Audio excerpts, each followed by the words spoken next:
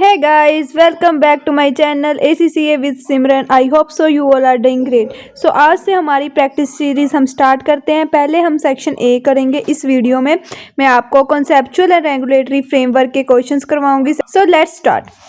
Which of the following would meet the conceptual framework definition of a liability. आप सबके यहाँ पर concept clear होंगे। अब हम देखते हैं इन्होंने कहा है कि लाइबिलिटी का की डेफिनेशन कौन सी होगी। सबसे पहला ऑप्शन है Dexter business manufacture a product under licence in 12 months time the licence expire and the Dexter will have to pay 50,000 for it to be renewed. कि जो डेक्स्टर मैन्युफैक्चरिंग बिजनेस है वो प्रोडक्ट बनाता है किसके अंडर लाइसेंस के है, ठीक है। 12 महीने का वो लाइसेंस, उसके बाद वो एक्सपायर हो जाएगा। जब वो एक्सपायर हो जाएगा उसको रिन्यू करवाने के लिए आपको $50,000 भरने पड़ेंगे। सिमिलरली जैसे आपके और भी चीज़ों के ड्राइविंग लाइसेंस होते हैं या और लाइसेंस होते हैं, तो ये क्या लाइबिलिटी है? नहीं रिन्यू करवाना तो नहीं करवाओ, कोई दिक्कत नहीं है, कोई ओब्लिगेशन नहीं है, यहाँ पर आपका वो काम नहीं हो पाएगा, बस यही फर्क है। सेकंड क्या कह रहा है, reckless purchase and investment 9 month एगो। इन्वेस्टमेंट, पहली बात इन्वेस्टमेंट कभी भी लाइबिलिटी होती ही नहीं है। चलो ये इनसे गलत हो गया, लेकिन फिर भी चलो देख लेते हैं। 9 मंथ एगो for $1,20,000 the market for this investment has now fallen and the investment is now valued at $90,000। पहले 1,20,000 थी, अब 90,000 होगी। तो क्या कोई फर्क पड़ रहा है? कोई ओब्लिगेशन है? नहीं, तो ये भी आंसर नहीं है। Next, Carter has estimated the tax charge on its profit. Yes, आपको पता है जो टैक्स होता है वो हमारी क्या होती है? लाइबिलिटी होती है। एवरीवन नो, तो टैक्स हमारी क्या होती है? लाइबिलिटी होती है। यहीं से क्लियर हो गया। नेक्स्ट क्या है? नेक्स्ट है expansion is planning to invest in new machinery and has been quoted a price of $5,70,000। आप न्यू मशीनरी में इन्वेस्ट कर रहे हो, क्या ऑब्लिगेशन है कि अगर आप नहीं करोगे तो पेनल्टीज लग जाएंगी या कुछ ऐसा है? तो ये भी एक लाइबिलिटी नहीं है। मतलब एक चीज याद रखना, आपको लाइबिलिटी में आपको एक ऑब्लिगेशन होनी चाहिए कि ये चीज करनी ही पड़ेगी। अगर आप वो चीज नहीं करोगे तो यू हैव टू पे, या तो आपको वो पे करना पड़ेगा, ये कोई पेनल्टी। इसका आंसर क्या आपका आ गया? Carter has estimated the tax charge submit. Yes, you have a correct answer. Which of the following would correctly describe the value in use of a to measure old asset? ये आया हमारा question measurement से, तो देख लेते हैं पहला question क्या कह रहा है आपको। The original cost of the asset less 2 years depreciation। ये किसकी बात कर रहा है? आपकी हिस्टोरिकल कॉस्ट की। नेक्स्ट है the amount that could be obtain from selling the asset less cost of asset, fair value की बात कर रहा है। The cost of non equivalent new asset less 2 years, ये हमारी बात कर रहा है करंट कॉस्ट की। एंड लास्ट वन, तो मतलब ये 3 नहीं है, तो हमारा कौन सा बचा आंसर? ये। तो देख लो क्या है इसका answer. The present value of the future cash flow. Future cash flow जहां भी आपकी ये बात होती है, it means value in use की बात कर रहा है। Obtainable from the continued use of the asset and the disposal, तो right answer will be this one. Next है which two of the following statement are true regarding the conceptual framework. देखो दो बतानी है आपने, कौन सी सही है। It is principle based rather than rule based but it is not N IFRS। बात तो बिल्कुल सही है कि ये रूल बेस्ड क्या होता है? जो आपको रेक्टिफिकेशन करना पड़ता है, जिसको आप याद करना पड़ता है कि हाँ ये रूल बन गया तो आपको इसी को फॉलो करना है, कोई इसमें आप चेंजेस नहीं कर सकते। वहीं पर प्रिंसिपल बेस्ड होता है जो आप अपनी जजमेंट के थ्रू कर सकते हो। नेक्स्ट है the principles contain the conceptual framework. Override, भाई ओवरराइड तो कभी भी नहीं करता, ये याद रखना। मोस्ट इंपॉर्टेंट पॉइंट है कि ओवरराइड कभी ही नहीं करेगा। It requires accountants to evaluate, ऐसा हमने कुछ पढ़ा ही नहीं। If it is revised it will not automatically lead to changes to be, बिल्कुल सही बात है, तो इसमें कोई भी चेंजेस नहीं होंगे। आंसर हम बाद में देखेंगे। देखते हैं आपके, देख लो आउट ऑफ 16 कितने मार्क्स आएंगे। Let's we see out of 16 कितने मार्क्स आते हैं, ठीक है। एट एंड में आप मुझे बताना। आगे चलते हैं। Which one of the following is not an inherently verifiable हमने पढ़ा, टाइमलाइनेस हमने पढ़ा, कंसिस्टेंसी नहीं पढ़ा। कंसिस्टेंसी एक पार्ट है कंपेरेबिलिटी का। कंपेरेबिलिटी में आपका कंसिस्टेंसी आता है, वैसे कोई कंसिस्टेंस कंसेप्ट नहीं है। विच इज नॉट, तो ये आ जाएगा। Which two of the following are purposes of the conceptual to assist prepare to develop consistent accounting policy. बिल्कुल सही बात है। जब कोई IFRS नहीं होता तो आप क्या फॉलो करते हो? आप एक कंसेप्चुअल फ्रेमवर्क फॉलो करते हो। To issue rules regarding the accounting treatment of elements in the financial statement. आप रूल्स इशू करते हो रिगार्डिंग, नहीं है तो हमने कुछ नहीं पढ़ा। To assist in determining the treatment of items not covered by an existing, बिल्कुल सही बात है। टू बी ऑथोरेटिव, ऑथोरेटिव मतलब ये क्या बात कर रहा है, ओवर राइड की बात कर रहे हैं। क्या हम ओवर राइड कर सकते हैं, बताओ? नहीं, हम ओवर राइड नहीं कर सकते, तो ये भी हमारा आंसर गलत है। सो हमारे आंसर है first and the second. At last, in accordance with the conceptual framework, which of the following is true in relation to enhancing characteristic, permitting alternative accounting treatment for the same economic phenomenon enhances comparability? ये क्या कह रहा है कि मैं हर बार accounting treatment हमेशा change कर रही हूँ। लाइक पहले मैं return down value method use करती थी, फिर मैं स्ट्रेट लाइन मेथड पे आ गई, मैं बार बार चेंज, फिर रिटर्न डाउन वैल्यू पे आ गई। तो क्या ये मेरे लिए कंपेरेबल है? कंपेरेबल नहीं है, तो फर्स्ट आंसर गलत है। बोथ 1 एंड 2 तो नहीं हो सकता, ओनली 1 भी नहीं हो सकता, तो इन दोनों में से कोई है, देखते हैं। कंपेरेबिलिटी रिक्वायर यूनिफॉर्मिटी, ना बाबा ना, तो नेदर वन और नोर। अब मैम ये कैसे यूनिफॉर्मिटी होता है, सब कुछ ही सेम, जैसे कि आप स्कूल में यूनिफॉर्म पाते थे, क्या होता था, हर एक बच्चा सेम दिखता, तो ऐसे क्या पॉसिबल है? तो अगर आप सेम सेम पूरा सेम तो नहीं हो सकता ना, कंपेयर करने के लिए कुछ अलग भी तो होना चाहिए सब में। मैंने कह दिया 2 2 2 सबके 2 है, कंपेयर करो। क्या है इसमें मैं कंपेयर करूंगी? कोई ऊपर होना चाहिए, कोई नीचे होना चाहिए, क्लास है ना, तभी हम कुछ कंपेयर कर पाएंगे। तो अब मुझे बताओ, हम सबमिट ऑल करते हैं। Let's see 12 out of 12। Comment में बताओ आपके कितने आते हैं आउट ऑफ 12। हमारे तो भाई 12 आउट ऑफ 12। नेक्स्ट चलते हैं। होप सो ये आपको 6 क्वेश्चन समझ में आए होंगे। सो हमारा रेगुलेटरी फ्रेमवर्क शुरू हो रहा है। नेक्स्ट क्वेश्चन देखते हैं। फर्स्ट है जो which two of the following statement would be an advantage of adopting IFRS accounting standard. कौन से 2 एडवांटेज हैं IFRS स्टैंडर्ड्स को अडॉप्ट करने के? It would be easier for investors to compare the financial statement of companies with those of foreign कंपीटिटर्स।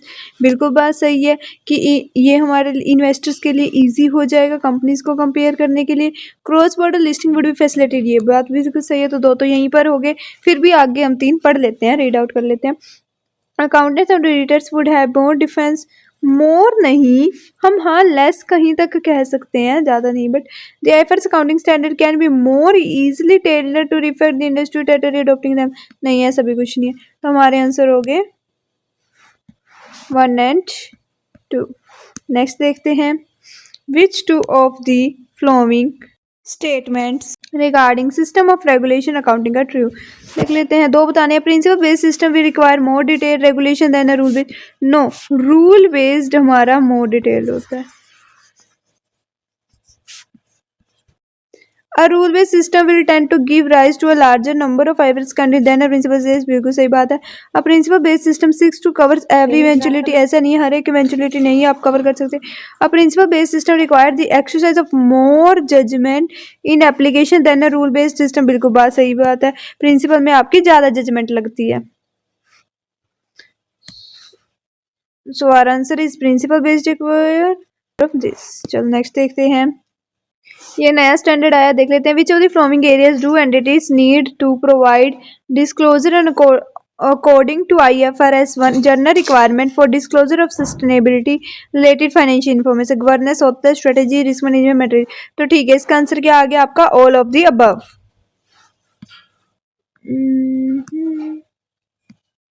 Next question, what is the objective of IFRS 1। उसी से question से related है कि उसका ऑब्जेक्टिव क्या है।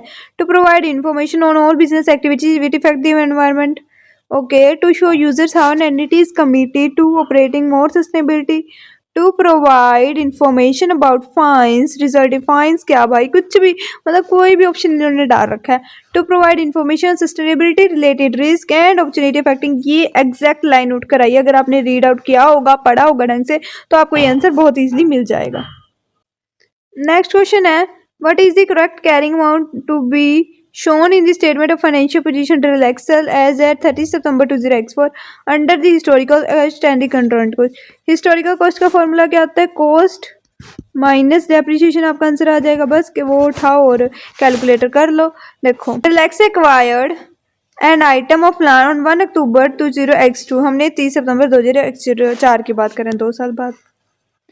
At a time cost 5 lakh, it has a useful life of 5 years, straight line balance and an estimated residual value 10% of historical cost और current cost. चलो ये तो आगे की बात होगी, फिलहाल हम यही कैलकुलेटर निकाल लो, फटाफट ये क्वेश्चन करो, बहुत इजीली हो जाएगा। देखो कहाँ गया, सॉरी वो मेरे टैब की चार्जिंग लो है थोड़ी।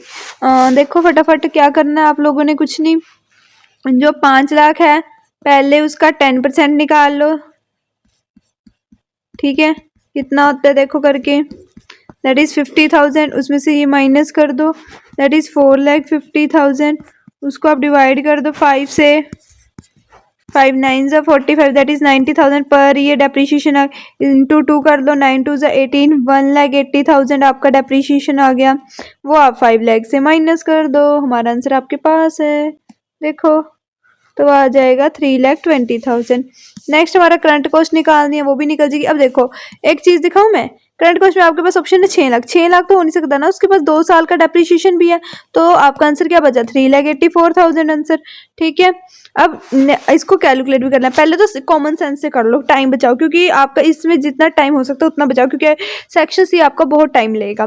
तो ठीक है 6 लाख है, 6 लाख का 10% निकालो, दैट इज 60,000, वो माइनस कर दो 6 लाख से, ठीक है।